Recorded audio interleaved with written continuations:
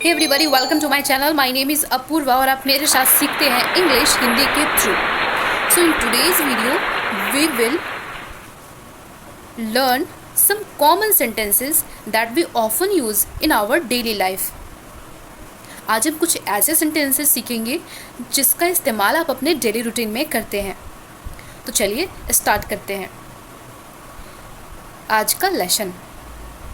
आप कभी किसी इंसान को कुछ कहते हो अपने हिसाब से, अपने विचारों से, और सामने वाला इंसान उसे समझ नहीं पाता और वो उसे कुछ गलत समझ लेता है, या आपने जिस सोचकर या जो बातें सोचकर आपने वो बातें कही है वो उसे वैसा नहीं समझ पाता।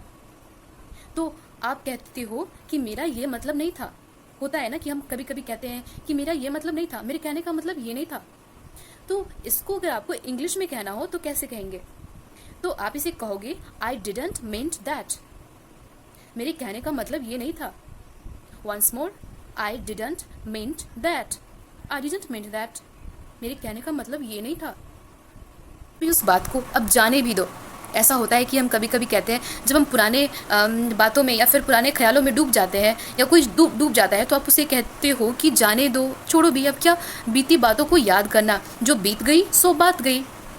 अगर आपको इसे इंग्लिश में कहना है तो इसके लिए छोटा सा फ्रेज बना है, get over it. Once more, get over it.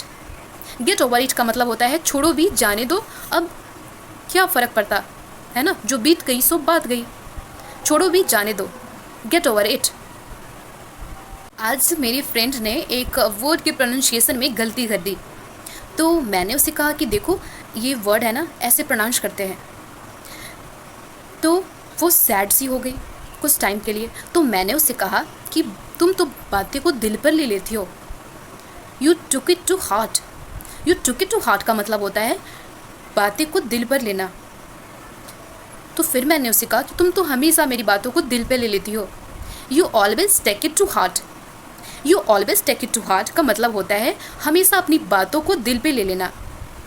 होता है ना, कभी कभी कुछ ऐसे लोग होते हैं जो काफ़ी सेंसिटिव होते हैं, जो छोटी छोटी बातों को भी अपने दिल पे ले लेते हैं और सैड से हो जाते हैं।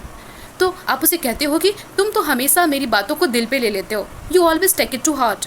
You always take it to heart का मतलब होता है बातों को दिल पे ले लेना। हमारा नेक्स्ट सेंटेंस है, मैं काफ़ी व्यस्त हूँ।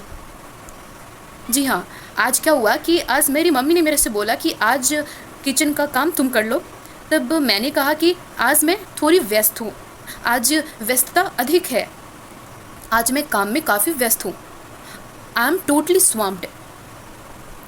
तो हमारा नेक्स्ट सेंटेंस है I am totally swamped. Swamped word बना है स्वाम्प से, जिसका मतलब होता है दलदल। जब आप दलदल में फंस जाते हो तो वहाँ से निकलना काफ़ी मुश्किल सा हो जाता है।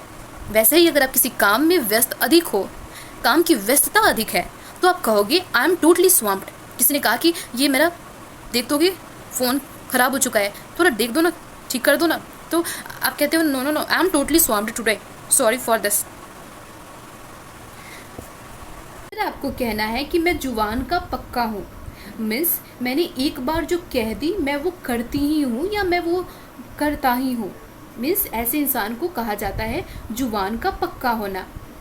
अगर आपको किसी से कहना है कि मैं जुबान का पक्का हूँ या मैं जुबान का पक्का इंसान हूँ, तो आप कहोगे पर्सन ऑफ वर्ड्स।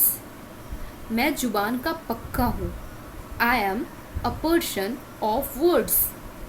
और we can say keep my words. I keep my words. मैं जुबान का पक्का हूँ, आई कीप माई वर्ड्स।